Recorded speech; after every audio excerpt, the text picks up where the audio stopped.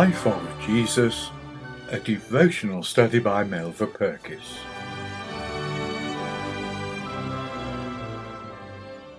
Book 4, Chapter 4, The First Leper. Standing on ground consecrated by the communion of Jesus with his Father, the disciples pointed back towards Capernaum, where the crowds were once more gathering. Already some of the people had heard that he was missing, and had followed Peter and the others into the hills. "Lord," said Peter, "all men seek for thee." But Jesus did not return. He led his disciples away from the town towards the surrounding villages. "Let us go into the next towns, that I may preach there also, for therefore came I forth." This apparently sudden decision to leave Capernaum may have been one of the results of his prayer. It may have been that when Jesus stood at the door of Simon's house the previous evening and saw the multitudes of sick awaiting his gracious touch, he realized that a crisis had arisen. The all-important mission of Israel's Messiah was not to be a wonder worker. His power, manifested at this moment in healing, was subservient to his greater work of revealing the truths of his Father's kingdom, and rendering to him the complete obedience which would make that kingdom a reality. The miraculous works which accompanied his preaching were to be a witness to all men that God had sent him.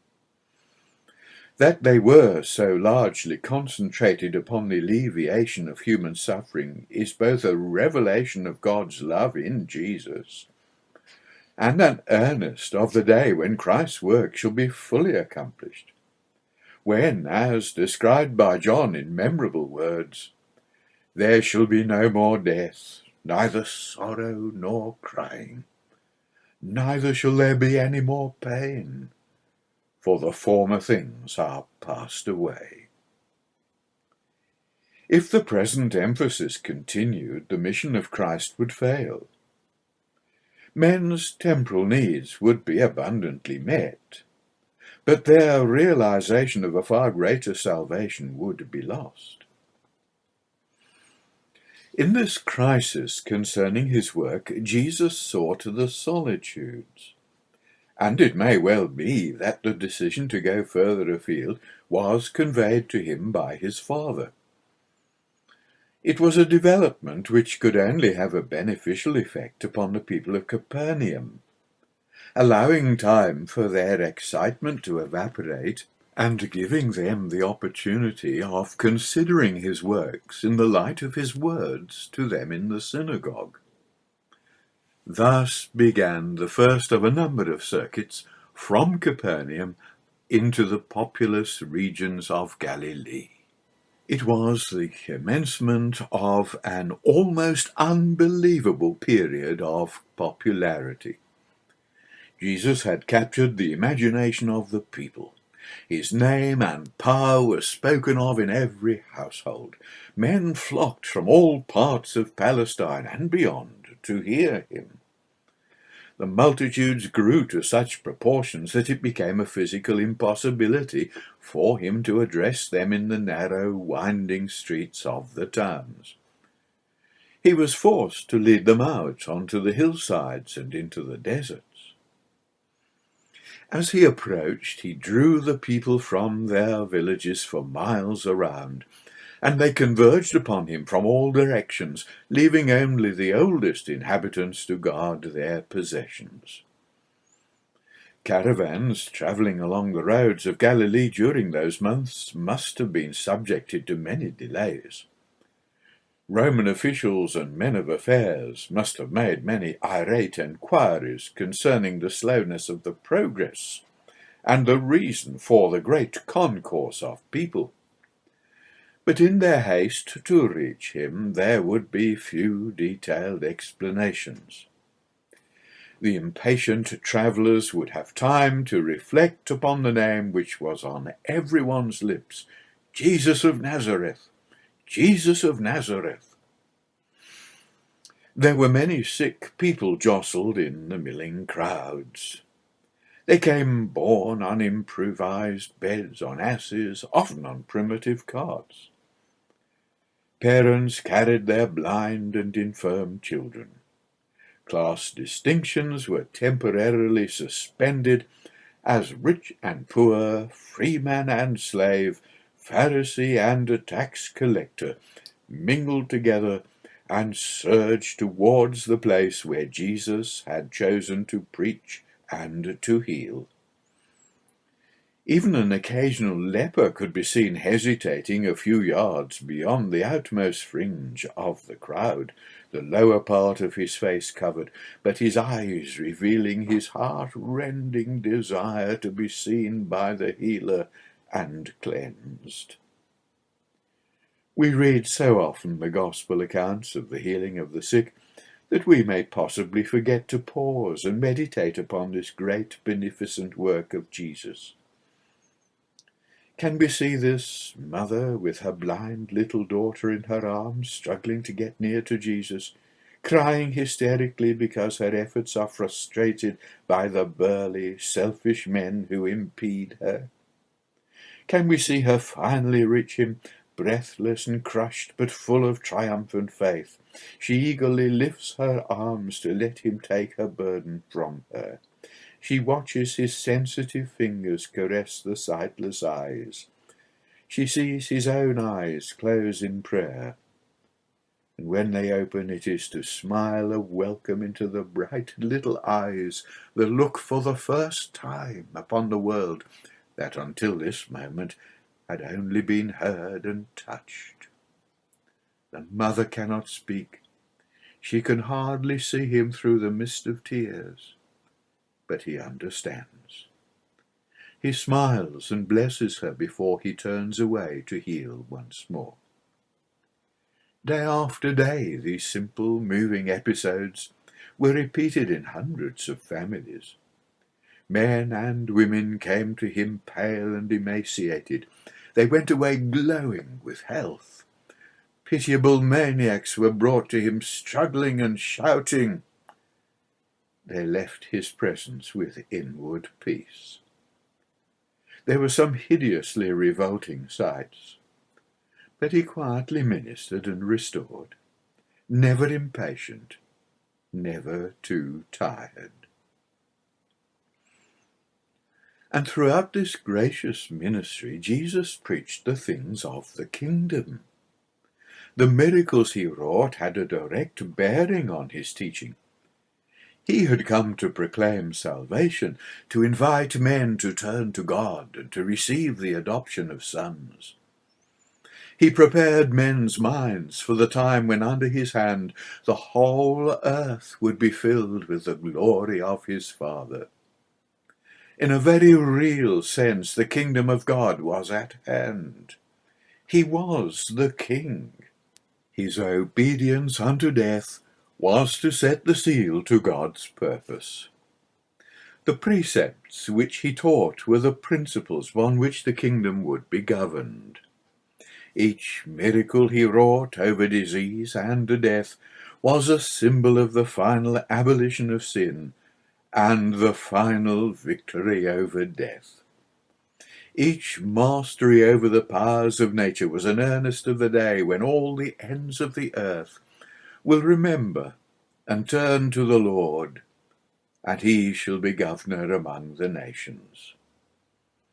This thought is wonderfully expressed in the 103rd Psalm, where the words of the psalmist can apply equally to the coming of the man of sorrows and the coming of the Lion of the tribe of Judah as King of the whole earth.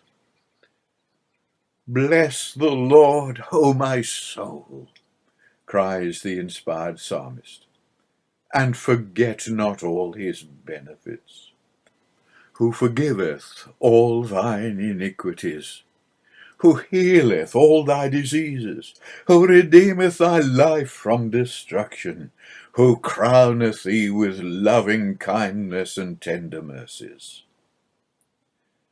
Those who respond to the teaching of Jesus become children of the kingdom. In obeying his commandments, they practice the principles of his kingdom. They can only look for persecution and sacrifice in their mortal life, because, like their Lord, their kingdom is not of this age. They live and die in the confidence that the day of the Lord is coming, and with it the full realization of all their hopes. In his teaching, Jesus therefore concentrated upon the spiritual qualifications which were necessary in all those who desired to be children of his kingdom. His teaching, as well as his miracles, set all Galilee in motion. We have only a glimpse of the things he said, but it is sufficient to make us understand why men and women flocked to hear him.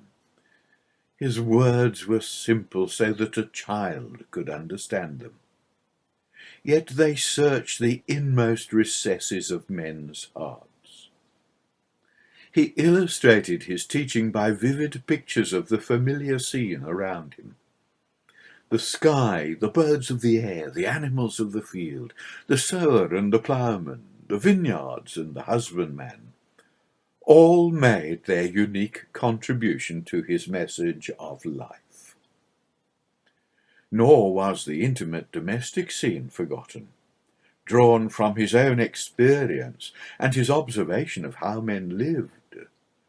The oven and the lampstand, the leaven and the salt, the clothes and the family dishes were woven into the rich and colourful pattern of his teaching. He revealed, too, an intimate knowledge of the religious, political and social background, and many were the scenes given a new meaning to shed light on some spiritual truth. Listening to him as he sat in their midst, his hearers had their eyes opened, and for the first time they would see beyond the limits of their daily life to the far horizons of God's everlasting love and purpose. No longer would Jehovah be to them as remote as he is omnipotent. His Son revealed him as a father, intimately concerned in the welfare of his children, knowing their needs before they ask, yet desiring them to lift their faces to him, as a parent finds joy in the upturned face of a child. He spoke to them of the great things that his Father had determined to do in the earth, of the day when all creation would unite in a paean of praise and worship, when the discord, the suffering, and the hardships of the present would melt away, peace and joy would reign, and death itself would be swallowed up in life. He showed them how they could prepare themselves for that day by humility, self-discipline, and, above all, a responsive love that found expression in their attitude to one another. He had complete understanding of the difficulties of the task he had set them, but he assured them that they were not fighting a lone battle. With his help they would win through to victory. Looking into his earnest face and feeling the authority of his words, his hearers began to see the kind of men and women they could become. When we think of the inspiring effect of Christ's words on us, the resolutions they draw from us, the insight they give us into the resources that are at our command, reaching us as they do through the comparatively cold medium of the printed word, we can form some conception of the profoundly moving influence they would have had upon those who heard them from the lips of the living Lord. It was on this tour of Galilee from Capernaum that we have the first record of a leper coming to Jesus. The fact of his approach is an arresting commentary upon the gracious ministry of Jesus. Lepers were particularly anxious to avoid rabbis or any that had the power to enforce a rigorous code of prohibitions which kept them separated from society. A leper was an outcast, spending his living death in the ruins and caves of the desert and the countryside. His hair was dishevelled, his clothes rent, and the lower half of his face covered. Although he was not allowed within the walls of a city, special provision was made for him to worship in the smaller synagogues. But it was in a place apart, and he had to arrive before the first worshipper, and was not allowed to leave until the last had gone. No one was permitted to acknowledge a leper or stand within 6 feet of him.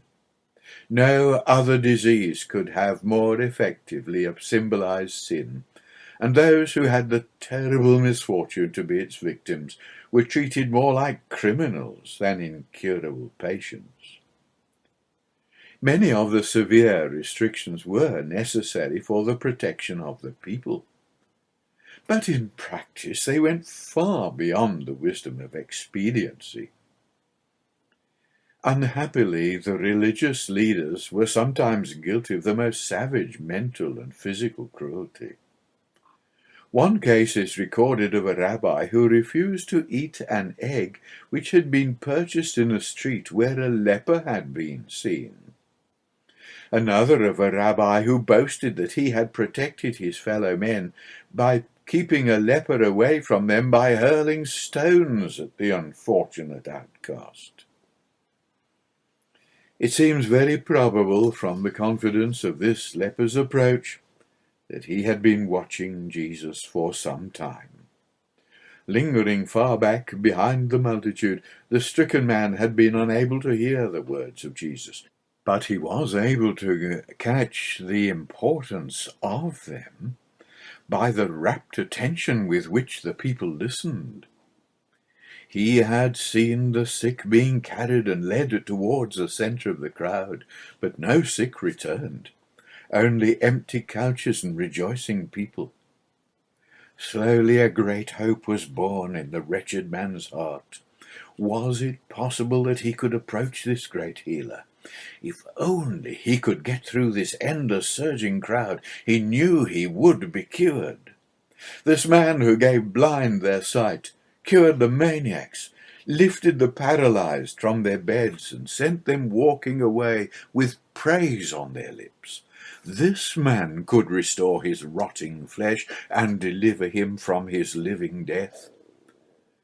As the hours passed, his faith strengthened into action.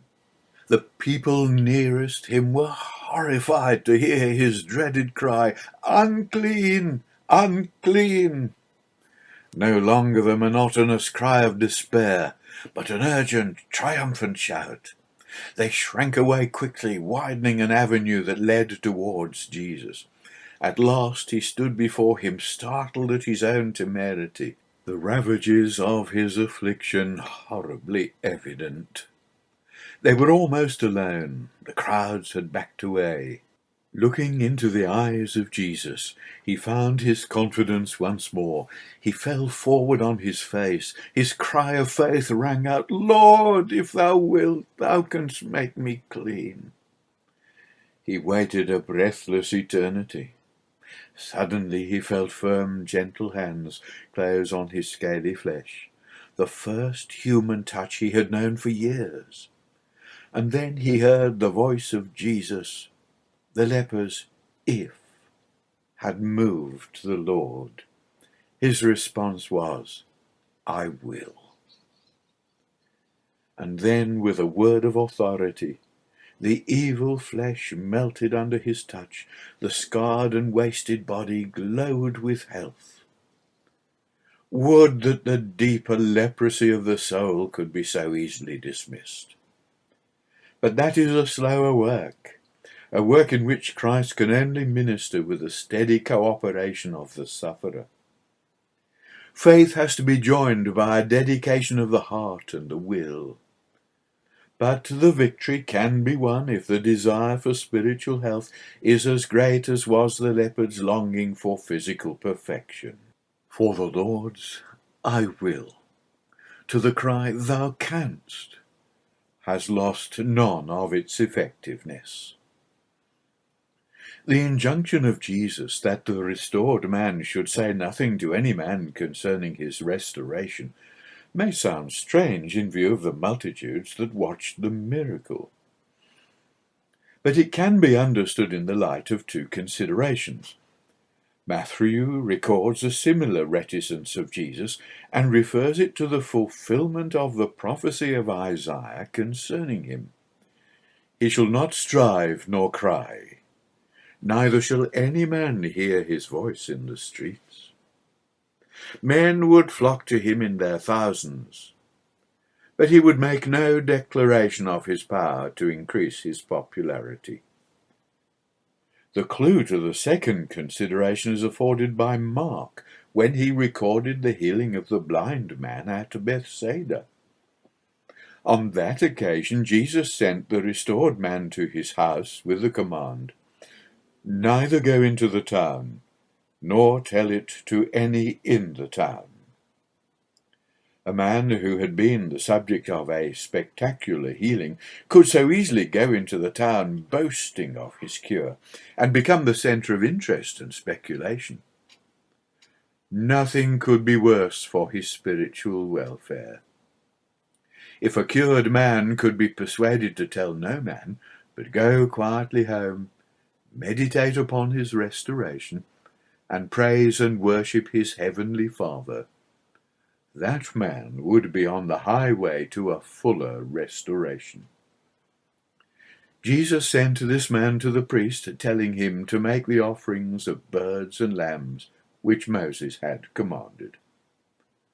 The veil of the temple has not yet been rent, and with his characteristic reverence for God's requirements and the deep humility that marked all his actions, he acknowledged the office of those who even now were conspiring against him.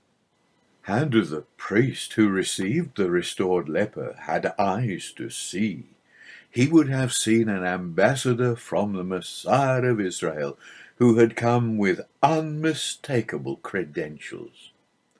But so far as we know, like so many of his kind, he was conscious only of his exalted office, and the opportunity passed him by.